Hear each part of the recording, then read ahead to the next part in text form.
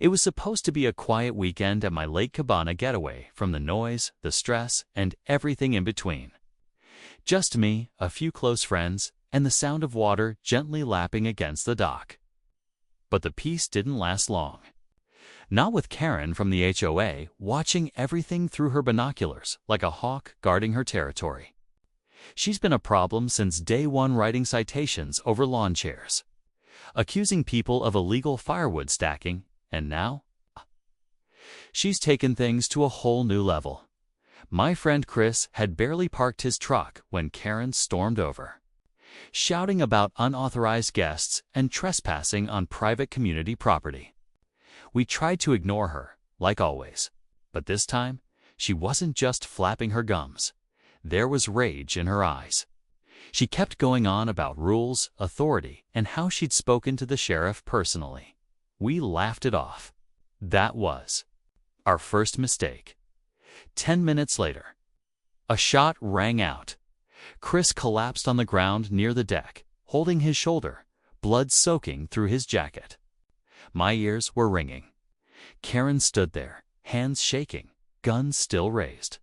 "I warned you," she screamed, like she expected someone to clap for her. Then she pulled out her phone and dialed 911, telling them she'd just defended herself from a dangerous intruder.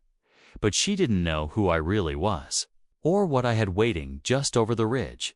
Before the sirens even echoed down the lake road, my team was already in position. Not local police, not state troopers. My federal strike unit, armed and ready to neutralize any threat. Because this wasn't just about HOA politics anymore. And Karen had no clue what she'd triggered. What happened next changed everything. I met Karen about 2 years ago, right after I bought the lake cabin. At first, I thought she was just one of those overly involved neighbors, annoying, but mostly harmless. But I quickly learned she ran the local HOA like a mini government, with herself as the self-appointed sheriff, judge, and jury. She handed out fines like candy, got people's mail held for mailbox paint violations, and once even tried to get my deck torn down because it didn't match community aesthetics. I thought she was just a control freak with too much time on her hands. But now, looking back, I wonder if there was something darker going on under the surface. Thing is, Karen always acted like she knew more than she let on about people, about their pasts. She'd make weird comments like "you don't seem like the cabin type," or "bet you've seen your fair share of things." It was subtle, but unsettling.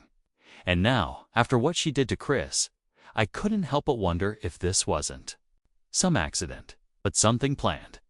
See, I'm not just some regular guy with a lakeside property. I've got history, the kind you don't talk about in daylight. After years of working in black ops, I wanted out something quieter, simpler. That cabin was supposed to be my peace. But apparently, peace doesn't come easy when people like Karen are watching your every move. Chris wasn't just a guest either. He was part of the team once. We've been through some real messes together, and now he was bleeding out on my deck because some neighborhood busybody thought she could rewrite the law. I had already signaled my team. They knew what to do if things went sideways. And they were closer than Karen could have ever guessed. What none of us knew yet was just how far this was about to go. The sound of sirens began to echo faintly through the trees. But they weren't coming fast enough. Chris was still conscious, barely gripping my arm with bloodied fingers and trying to speak. I told him to save his strength, but I was already scanning the tree line. My cums crackled in my ear, my second in command, Sierra, whispered, "We're eyes on. You want us to move?" I told her to wait. We needed to see how this played out, and Karen was pacing near the driveway like she expected a parade for what she'd done. Down the road, a couple of neighbors had started to gather.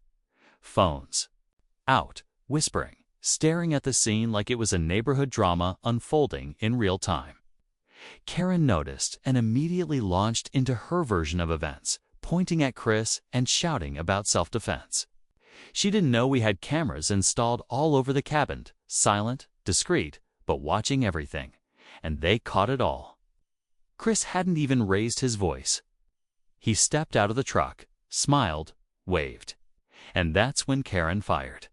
No warning, no threat, just straight to panic and violence. What was really strange, though, was the timing. Just a day before this happened, I intercepted a scrambled signal meant for someone in the area. It wasn't HOA related, and it sure wasn't local law enforcement chatter. It was coded, short, and military grade. Something about an asset moving through civilian zones. I didn't think much of it at first, but now, standing over Chris, I started connecting threads that didn't make sense on their own. Karen wasn't acting alone. Or if she was, she had access to something way above her pay grade. And if that's true, then maybe this wasn't just about HOA rules or property lines. Maybe someone wanted to draw me out to test how far I'd go to protect my own. Whatever it was, they were about to find out. Rain started to sprinkle through the trees. Soft at first, then picking up like the sky itself was holding its breath.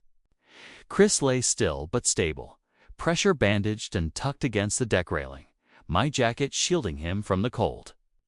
Karen stood with her arms crossed, talking fast to a deputy who had just arrived, young, unsure, and clearly out of his depth. She was spinning her story like she'd rehearsed it. I feared for my life. She kept repeating, louder each time.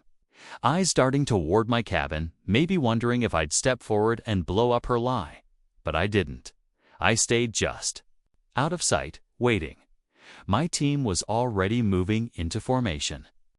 Sierra signaled, one vehicle parked by the service road, tinted windows, no plates, doesn't belong here. That chilled me. The same location that scrambled signal had triangulated from?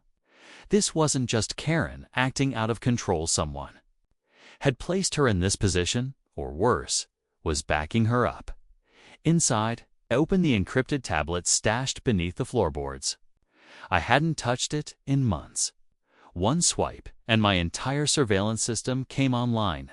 Thermal cams, perimeter sensors, even audio uplinks. I scanned through the footage again. Karen never hesitated. Her grip on that gun, her stance. It wasn't clumsy. It was trained. That's when it hit me. She didn't just have access to something bigger. She was part of it. Then Sierra's voice crackled again, tight and urgent. Movement. 3 tangos, dressed tactical, no insignia, coming from the woods behind the cabin. I looked up. Shadows shifted through the trees, slow but certain. Not local law enforcement, not anyone from around here. This was something coordinated, something deliberate. I pulled my sidearm, heart pounding, because this wasn't just about Karen anymore. This was a setup. And I had just walked into the center of it. The woods behind the cabin went dead silent. Even the birds had stopped. I crouched low, scanning the trees, trying to pick up any movement. The 3 figures were spreading out, flanking, working in sync, too tight for mercs, too loose for military. That meant one thing. Off-book. Contractors? Maybe. Ghosts, like me. My gut twisted. Whoever they weren't just here to scare me, they were here to finish something. I slipped around the side of the cabin, signaling Sierra with a quick flash of my laser. Hold fire until visual confirm, I whispered into the mic. She replied with a soft click. I knew she was already dialed in from the ridge. But just as I moved into position, another signal came through, this time from the encrypted tablet. It was a live ping from an old contact buried deep in a federal database. Codename, Beacon. Status, compromised. Location, my cabin. That didn't make sense. Beacon was a protected asset. Someone who disappeared years ago after leaking intel about a classified joint surveillance op. Only a handful of people ever knew their true identity. And now, somehow, their signal was coming from here inside. My cabin. I ran back in, checked every square inch, flipped the panel on the floor. Nothing. Until I spotted Chris's bag, half-sipped, shoved under the coffee table. I yanked it open. Tucked inside, hidden beneath layers of clothes, was a satellite phone still warm, active. Linked to beacon signal, my pulse spiked. Chris wasn't just visiting. He brought this here. And suddenly, everything clicked. Karen's hostility. The shadow team in the woods, the coded signal I intercepted, they weren't after me. They were after him. I stared out the window, heart pounding. Whatever Chris was mixed up in, it was bigger than any HOA feud. Now, every second we hesitated was pulling us deeper into something we might not crawl out of. It was supposed to be a normal weekend visit. My parents were finally coming over to see our new house. And after weeks of unpacking and trying to settle in, I was actually excited. The weather was perfect, the grill was ready, and my little sister even baked cookies. Everything felt peaceful until she showed up. Karen, the self-appointed queen of the HOA. We'd heard stories from neighbors about her constant complaints: trash bins left out 5 minutes too long, lawns not trimmed to her liking, even Halloween decorations being too scary. But we didn't expect her to target us on day one. As soon as my dad's SUV pulled into my driveway, she came stomping down the sidewalk, clipboard in hand, sunglasses on, like she was about to interrogate someone on national security. She didn't bother with introductions. "You can't park here," she snapped, arms crossed. My mom blinked. "But this is their driveway." That's when Karen's tone shifted from annoyed to full-on hostile. "This is an HOA-regulated neighborhood. You need authorization for multiple cars. I'm calling the police." And just like that, she dialed 911. Now, we're not the kind of people to cause scenes. But watching her pace in the street, reporting our license plates like we were criminals, my dad stayed quiet. A little too quiet. What Karen didn't know what made this all so ironic was that my dad is actually the state's governor. Not some political big shot throwing his weight around, just a calm, level-headed man who believes in letting people reveal who they are. So we stood there, waiting for the cops to arrive. Karen looked so confident, so certain she'd won. But I saw the look on my dad's face. He wasn't angry. He was just ... ready? And what happened next? Well, let's just say Karen had no idea what she'd just started. The sound of sirens echoed faintly in the distance, growing louder with each passing second. Karen stood proudly at the edge of our lawn, arms folded like she was the one keeping the peace in the neighborhood. Meanwhile, my dad leaned against the hood of his SUV, unfazed.